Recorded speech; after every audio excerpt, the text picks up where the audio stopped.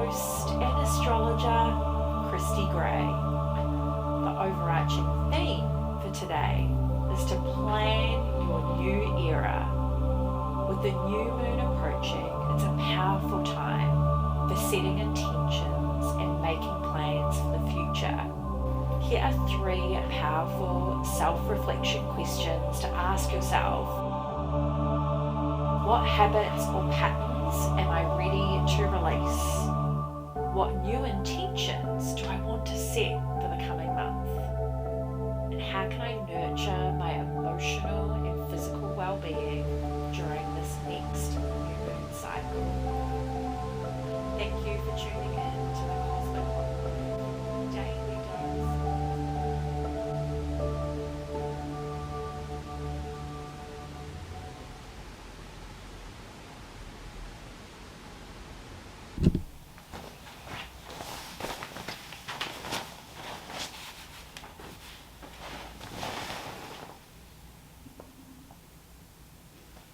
So I recently caught up with some friends who are in the process of buying a property or have just purchased a property, and we talked about consolidating what we own. And what we realized is that while it's counterintuitive, it seems like a lot of the time when you're in a stage of life uncertainty, you're more likely, at least some people are more likely to hold onto material things than if you do have certainty. I am going through a process of consolidating my life. Definitely my wardrobe, which is what we generally chat about here. Other more personal things, business things, life logistics things, which I won't talk about here, but I have spoken about over on Patreon. And speaking of Patreon, I've got to tell you this now. There are specific dates involved. I don't know when this video is going live, so I'm just going to give you the dates. Patreon video, The Season of Letting Go, goes live on the 12th of July. And another video, Styling My Essential Basics, that goes live on the 19th of July in the Patreon community. Both those days are Fridays.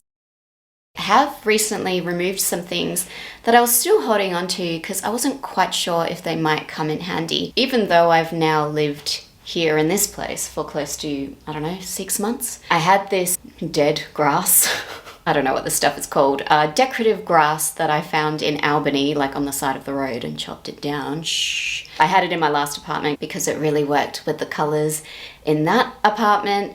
And I kind of just stashed it in a corner here, and it's time to let it go. But another great example is I used to have a lot of baskets that I used for storage. Said goodbye to those recently as well. Part of why I've been able to let go of those things is because I've lived here long enough to know and understand within my mind and body that this is my home now. It's safe to let those things go. So I am all round life consolidating. I am saying goodbye to different things. I'm not just saying goodbye to different things, but also, I guess when you think about saying goodbye to things, it's not just, oh, okay, I'm gonna let this go. It's also like, okay, well, what is my policy on this particular type of thing? Obviously, in the future, I will not be purchasing or collecting any dried grasses from the side of the street because I've tested that type of decor out in my life. You can buy that sort of stuff here as well, by the way. You don't have to get it off the side of the street. And then I sort of think about, okay, well, what is my plant matter policy in my home, my life? And it's plants, it's green plants, right? I love the green plants. The green plants don't really work with the dry plants. So consolidating doesn't just mean saying goodbye to something, it also means making a policy or a rule for the future. With that in mind, let's take a peek in my wardrobe.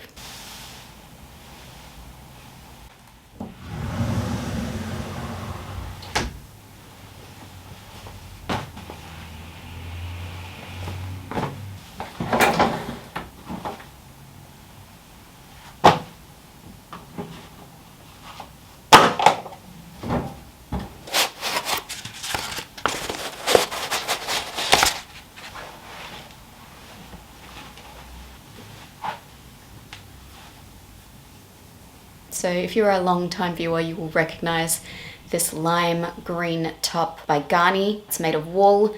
I've had it for the last couple winters. I've been trying to rock it. It's something I've been thinking about for a long time, but it doesn't work. it doesn't work. The reality is that while that top, it looks amazing in footage, I'm still not able to really make outfits with it in my real life that I am really content with. A little while ago, I bought these blue jeans, which I'm wearing in the footage that you've just seen. I was problem solving for this bright top and how I could wear it. But the fact is, when I put it on, even with the jeans, the new jeans, it even more so reminds me of a cycling top.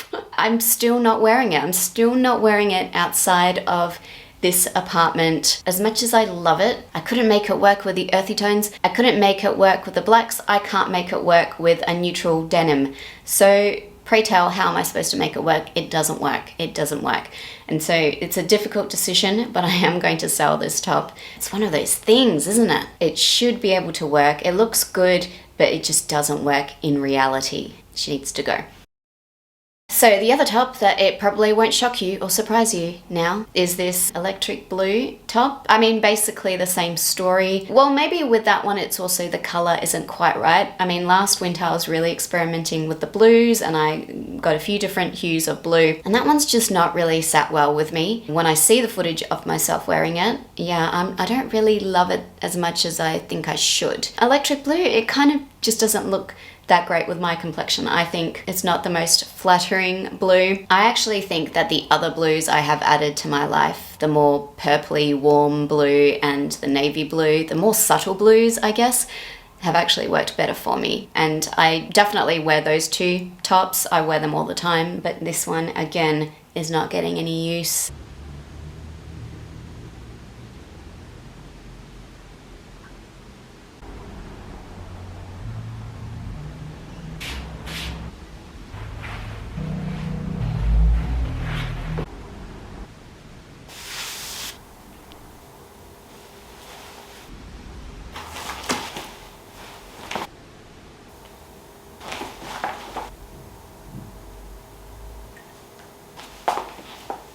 Final thing are these gold shoes. They're a slingback style. While they look so freaking cute, they're just uncomfortable. Now, the reason I originally got them was because I just needed something to style with. Like, I needed a lazy glam shoe, essentially. At the time, my wardrobe was sort of all over the place. I wasn't quite committed to black yet. That seemed like a good idea, but I have barely worn them. If they were a ballet flat, there's no way I'd be getting rid of them, but they are not a ballet flat because they're not comfortable. I don't prioritize them. If I were to go out right now and I'm like, oh, what shoes am I gonna wear? What I'll end up doing is going to one of my other go-to favorite comfortable shoes.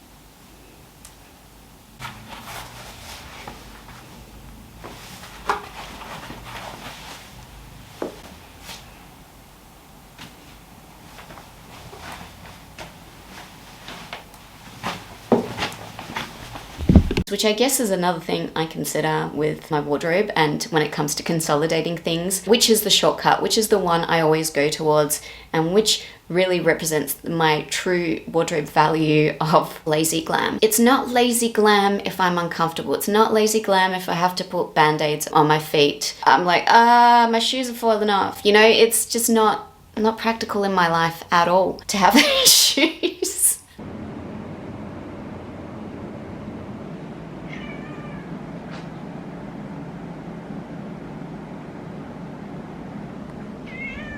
You want some food?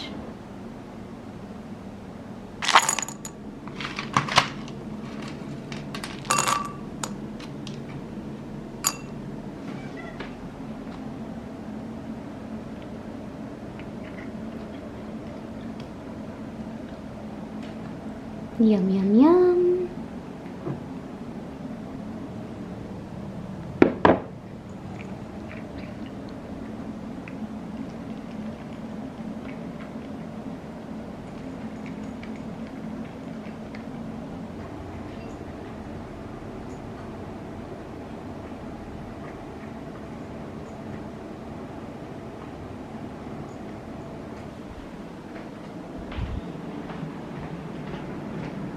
Do you want some sunshine? Do you want some sunshine? Very nice.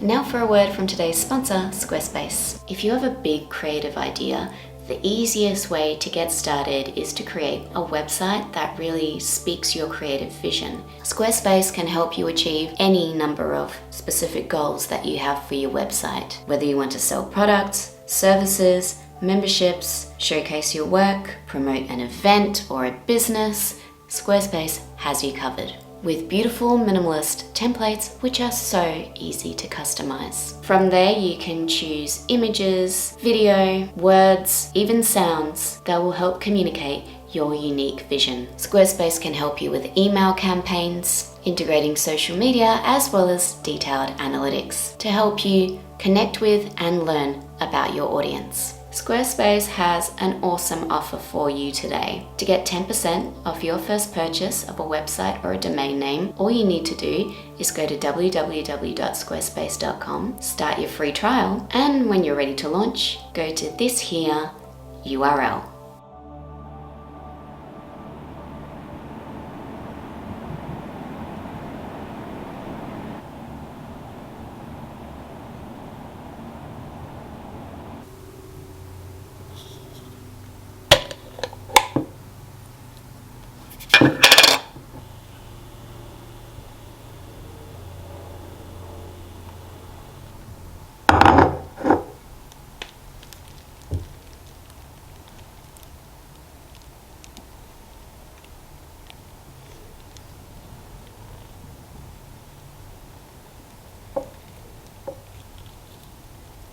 I don't know about you, but I sort of look for patterns in my belongings. You know, there's a particular kind of thing that I will wear over and over and over again. An essential basic for me, right? A black turtleneck. And anything that can work with this black turtleneck, it's part of a concise story. It's part of a concise narrative. There's a pattern of use. You know, it can be repeated in different ways. It can be, you know, adjusted in different scenarios. It fits into the essentials, because it is something that is used over and over again. Yeah, I do notice after a time these outline pieces that, well, yeah, maybe I love the idea of them, but in practice, they're not working for some reason. And, you know, maybe it's just I can't find a bottom that goes with them, or they look weird layered with a particular color of thing that I own, that again is another essential basic that I use all the time. And so I draw these conclusions. Is this a dormant piece for XYZ reason, or is this a usable practical piece? And I think ultimately a lot of my decision making, and a lot of you think I'm really cutthroat with my decluttering, I do think it comes down to that, my ability to sort of cross-examine, put every piece on the stand.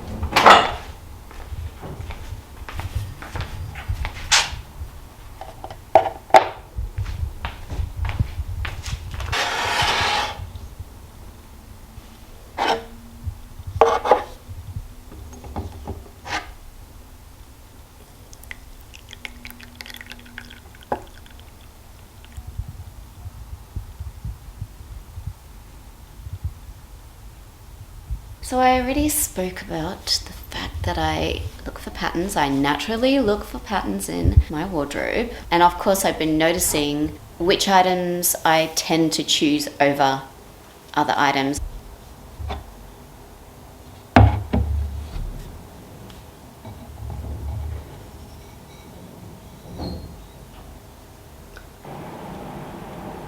It's probably safe to say that those things that I choose over and over and over again that are my go-to pieces, they are definitely my wardrobe essentials, my essential basics. So as we are consolidating, let's go through what those essential basics are for me in winter of 2024.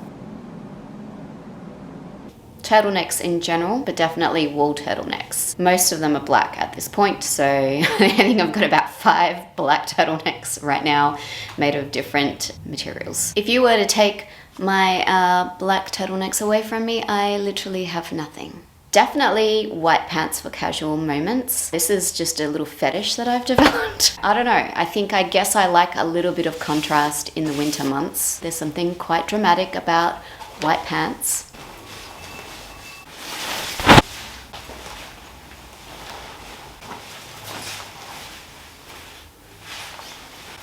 And of course, black wide pants for dressier situations. Most of the time when I go out and I need to dress up, I will end up wearing black wide-legged pants.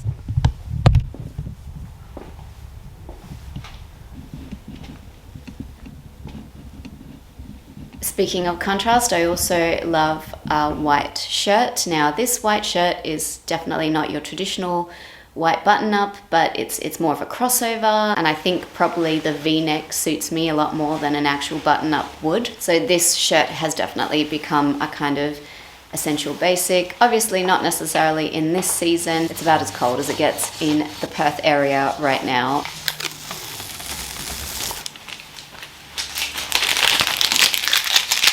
It's winter, so definitely my big oversized coat.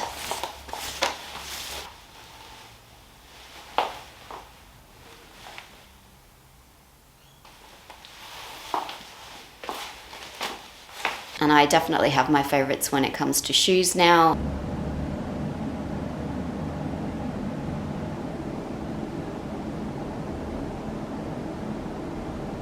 A white sneaker to go with the white pants, just to break up any black outfit really. A pair of ballet flats, these are my bougie ballet flats, which I love.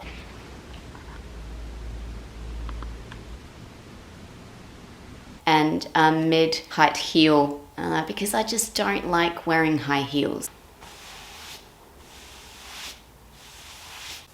Do you know what? I actually don't enjoy being taller either. I know a lot of shorter girls, I'm 5'4" if you're playing at home, like to look taller. They like to wear heels to make themselves look taller.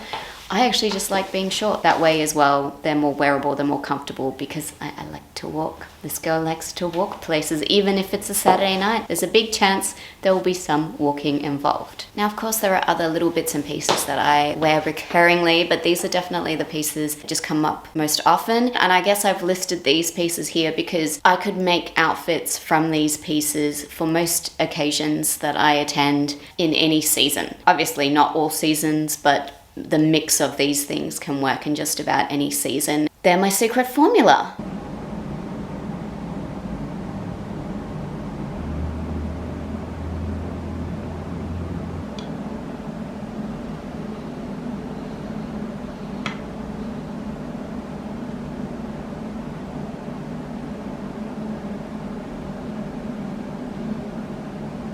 So based on that, a little bit of a plan for what I would buy in the future versus what I would not buy in the future in this current wardrobe iteration. Things I would definitely buy are upgrades to tried and tested favorites. If there's a particular kind of shoe I really love wearing, I'm probably going to try to find a fancy bougie version of that shoe. That's part of my lazy glam strategy. Take things that I already know really work and I really love and are really comfortable, and just get fancy versions of them. The other thing I would definitely buy is an item that is a gap filler, and that item could be a mid-range price item. So a great example is I would probably love a low cut top that's black that can be used for dressing up, made of wool. I don't have that piece. I haven't found that piece. And of course, another gap filler example is completing sets. I don't think I have any sets I want to complete now, but certainly a large part of my wardrobe consolidation process over the last 6 months or year has been finding matching pieces to make sets out of my singular items.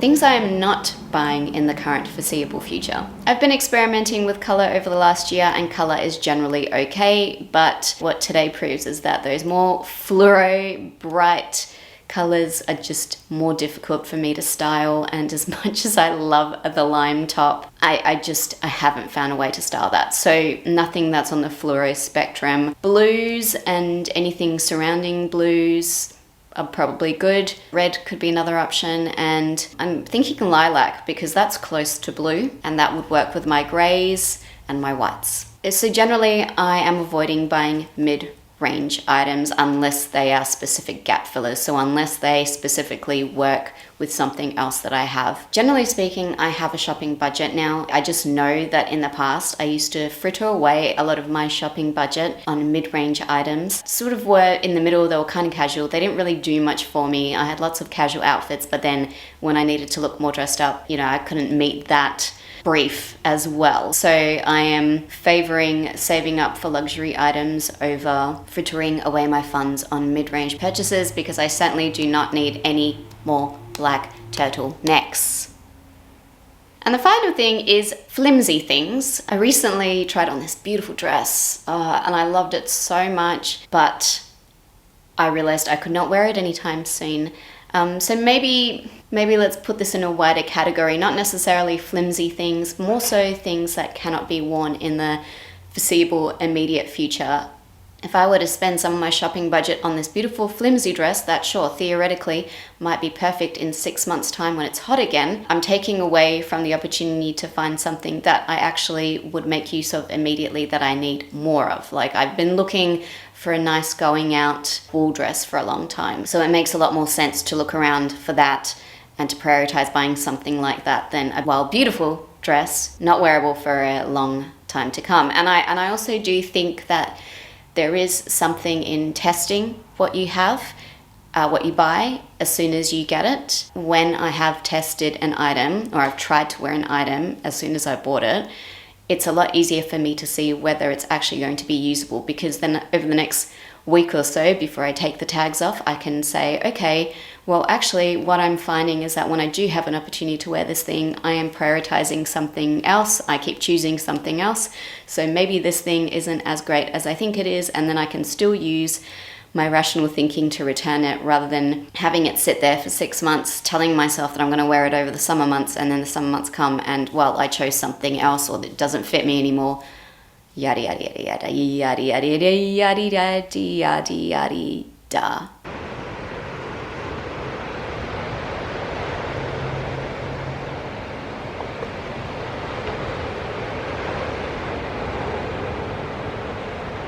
Well, that's it.